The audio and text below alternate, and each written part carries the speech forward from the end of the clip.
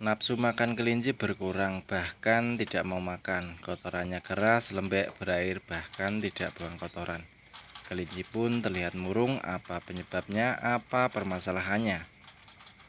Oke ya Paman, akan kita bahas secara real, secara gamblang ya Paman. Apa sebabnya, apa permasalahannya, dan apa akibatnya, dan bagaimana cara kita untuk melihat kondisi kesehatan pada kelinci-kelinci kesayangan kita ya Paman. Oke ya Paman, langsung aja ya kita eksekusi. Assalamualaikum warahmatullahi wabarakatuh nggih. Wilujeng dalu nggih, selamat malam sedulurku, saudaraku semua nggih. Paman-pamanku semua. Sugeng Rahayu, salam sehat, salam semangat, salam sejahtera ya untuk kita semua. Semoga kita selalu diberikan kesehatan, semoga kita selalu diberikan kesuksesan ya, dan dipermudahkan dalam mencari rezeki ingkang halal nggih Paman. Oke ya Paman, ketemu nah ya neng kandangi KNA Rapid Farm Purwodadi nggih, channel atau akun yang membahas tentang edukasi motivasi terkait dunia ternak kelinci nggih, khususnya kelinci pedaging nggih Paman. Dari berbagai komentar dan pertanyaan dari teman-teman atau bolo-bolo nggih di postingan-postingan saya, di video-video saya ya. Ternyata masih banyak ya teman-teman yang belum mengerti bagaimana cara melihat kondisi kesehatan pada kelinci-kelinci kesayangan kita ya Paman. Sebenarnya sangat mudah ya Paman untuk melihat kondisi kesehatan kelinci-kelinci kita. Sangat mudah sekali. Dengan catatan kita tahu, dengan catatan kita paham akan dasar-dasar beternak ya. Entah itu ternak kelinci ataupun ternak hewan-hewan yang lain ya Paman. Tanpa dasar, tanpa pondasi, saya rasa nol Paman. Nah, bagaimana cara kita tahu, bagaimana cara kita paham akan dasar atau pondasi awal dalam beternak nggih? Ya, kita harus eksekusi Paman. Kita harus praktek. Teori tanpa praktek saya rasa nol Paman. Tanpa dieksekusi, kalau hanya sekedar teori, kalau hanya sekedar angan-angan, kita nggak akan pernah tahu hasilnya itu seperti apa gitu loh. Di postingan-postingan saya sering ya saya bilang bahwa sabari, telateni, pelajari, dan pahami. Kalau menurut saya ini adalah pondasi penting ya dalam usaha peternakan kelinci ya, khususnya peternakan kelinci atau peternak kelinci ya Paman. Nah, untuk ilmu dasar yang pertama adalah bisa kita lihat atau kita pelajari dari perawatan ya Paman. Di dalam proses perawatan ini pasti kita nanti akan mengalami hal-hal yang di luar dugaan Paman, yang di luar naluri kita, di luar ekspektasi kita ya Paman. Entah kelinci kita sakit, entah kelinci kita itu tidak mau makan, entah kelinci kita itu murung gitu ya, dan lain sebagainya ya. Dan hal yang termudah atau paling gampang ya dalam kita untuk mengetahui kondisi kesehatan pada kelinci-kelinci kesayangan kita ya, kita itu bisa kita lihat dari faktor makanan ya Paman. Kalau biasanya kita kasih porsi makan dalam sehari habis, nah ternyata itu kita kasih pakan sehari ternyata tidak habis. Berarti kita harus mengecek kondisi yang lain ya Paman. Yaitu bisa kita lihat dari segi kotoran, dari bentuk kotoran nggih atau feses ya teman-teman.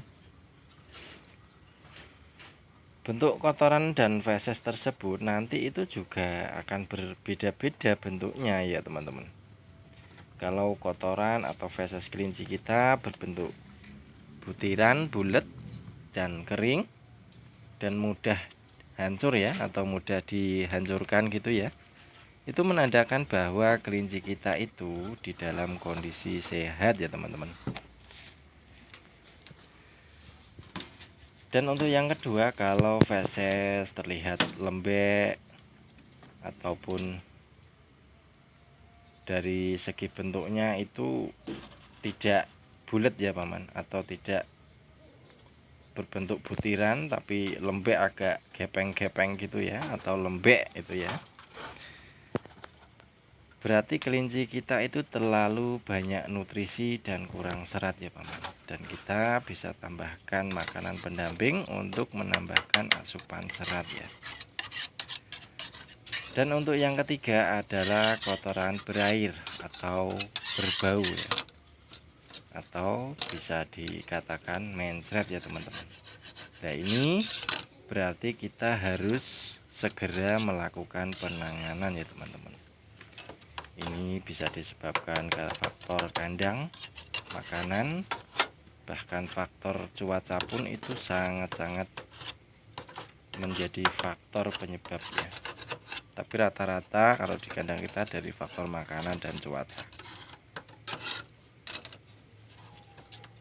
Maka dari itu kita harus segera ya untuk melakukan penanganan ya paman.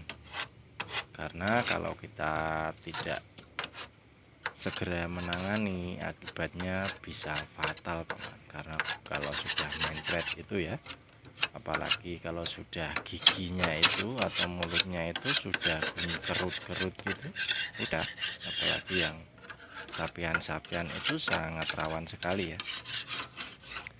Nah untuk dasar yang keempat, kita bisa lihat kelinci kita itu buang kotoran atau tidak ya paman. Kalau tidak buang kotoran atau tidak mau makan, biasanya menandakan bahwa kelinci kita itu dalam kondisi tidak stabil, atau bisa dikatakan kembung atau masuk angin ya paman. Nah banyak faktor ya penyebab kembung ini atau masuk angin ini, banyak faktor ya. Beberapa diantaranya adalah kita itu biasanya salah dalam pemberian pakan ya paman. Cuaca yang tidak menentu dan berubah-ubah ya. Misalkan musim kemarau menjadi musim dingin, musim hujan menjadi musim kemarau, ataupun bisa dikatakan perubahan cuaca ya. Itu juga menjadi faktor yang salah satunya berpengaruh besar ya pada kesehatan kelinci-kelinci kita ya.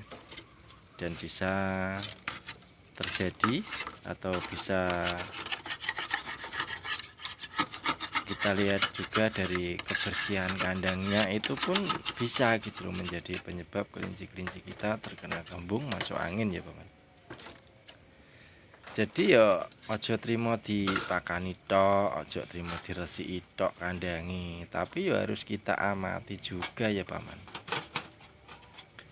Maaf ya paman, bukan maksud untuk menggurui atau mengajari, hanya berbagi edukasi motivasi sesuai pengalaman pribadi nggih paman.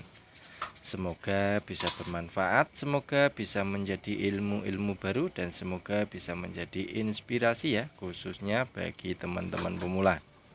Wal taufik wal hidayah. Assalamualaikum warahmatullahi wabarakatuh.